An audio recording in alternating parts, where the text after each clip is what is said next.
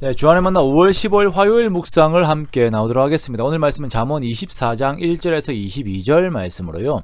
마음의 중심을 지키라 라고 하는 제목으로 함께 묵상을 나오도록 하겠습니다.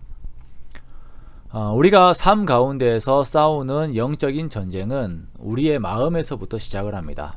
마음의 중심이 흔들리게 되면 전세는 기울게 되죠. 하와가 뱀의 말을 듣고 선악을 알게 하는 나무의 열매를 보았을 때에 그것이 먹음직스럽고 보암직스럽고 지혜롭게 할 만큼 탐스럽게 보였습니다. 그 마음이 이제 이미 흔들린 것이죠. 흔들렸다라고 한다면 본래 유지되어야 하는 정상적인 마음이 있다는 것인데, 그 정상적인 마음은 무엇입니까? 바로 하나님의 말씀을 기준으로 하고 있는 온전한 마음입니다. 그러나 하와는 이 온전한 마음을 빼앗겼습니다. 그러나 예수님께서는 광야에서 동일하게 마귀에게 시험을 받으실 때에 말씀으로 그 시험을 이기셨어요. 자, 이 말은 곧 하나님 앞에서 지켜야 할 마음을 지키신 것입니다.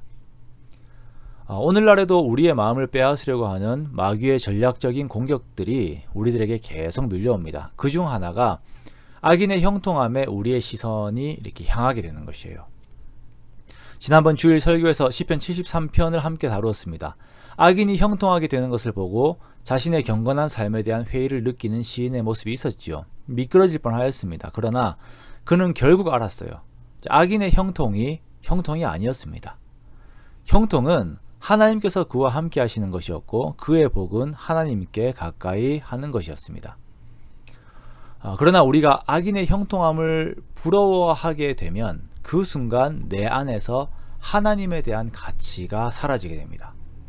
하나님보다 악인이 누리고 있는 것들이 더 나은 가치를 가지고 있는 것처럼 보여요.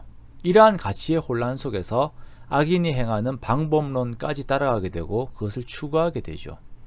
그러면서 11절의 말씀처럼 악인들을 친구로 삼고 악인들과 마음을 같이하고 악한 자들의 편이 되는 삶을 살게 되는 것입니다. 마음의 중심에 하나님이 계시지 않고, 마음의 중심에 하나님의 말씀이 있지 않고, 악인들과 함께하면서 누리는 육체적인 이익만이 그 마음의 어떤 가치로 남게 되는 것입니다. 그러나 12절 말씀에 하나님께서 이것을 다 아신다라고 말씀을 하고 계세요. 하나님께서는 우리의 마음을 저울질하시고 통찰하시고 우리의 영혼을 지키시는 분이십니다. 그러므로 우리는 내 마음이 항상 유리로 만든 집처럼 환히 보인다는 것을 기억하고 온전한 마음을 가지고 하나님 앞에 서려고 애를 써야 합니다. 자, 이것은 원수가 잘 되든 아니면 17절에서의 말씀처럼 원수가 넘어질 때든 그 마음에 악한 마음을 가지지 않아야 합니다. 원수의 형통함을 부러워하지 말고 원수가 넘어질 때 기뻐하지 않아야 합니다. 자, 그렇다면 우리가 원수 앞에서 어떤 입장을 취해야 합니까? 하나님께서는 우리가 원수의 상태에 따라서 우리의 마음이 반응되는 것을 원하지 않으시고, 오직 하나님의 감정에 우리의 마음이 반응되기를 원하세요. 악인을 돕든 원수가 넘어질 때 기뻐하든 그 마음을 하나님께서 보시거든요. 이 말씀은 즉 우리가 하나님의 생각에 온 집중하는 삶을 살아라라고 하는 그 말씀입니다. 경고의 말씀이죠. 하나님 앞에서 내가 어떻게 의롭게 보일까, 어떻게 하면 하나님께 기쁨이 될까라고 하는 그 생각으로 사는 것이 우리에게 올바른 삶의 기준인 것입니다. 그러한 삶에서부터 시작하여서 우리는 이 세상에서 하나님의 영향력을 발휘할 수 있는 것입니다. 바이올린 연주자가 수많은 청중들 앞에서 연주를 하더라도 그 수많은 사람들 중에서도 오직 자기를 가르친 스승만 의식하고 연주할 때에 다른 사람들에게도 감명을 줄 수 있는 것처럼, 우리가 하나님만 의식하고 살 때에 세상의 영향을 받는 자가 아닌 세상에 영향을 줄 수 있는 그런 사람이 되는 것입니다.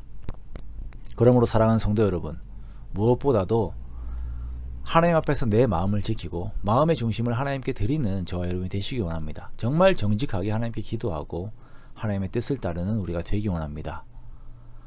오늘 하루를 살아가시면서도요, 하나님을 의식하면서 나의 마음을 지킬 때에 그것을 기뻐하시며 나에게 평안과 힘 주시는 하나님의 축복이 저 여러분에게 가득하시기를 주님의 이름으로 축원합니다.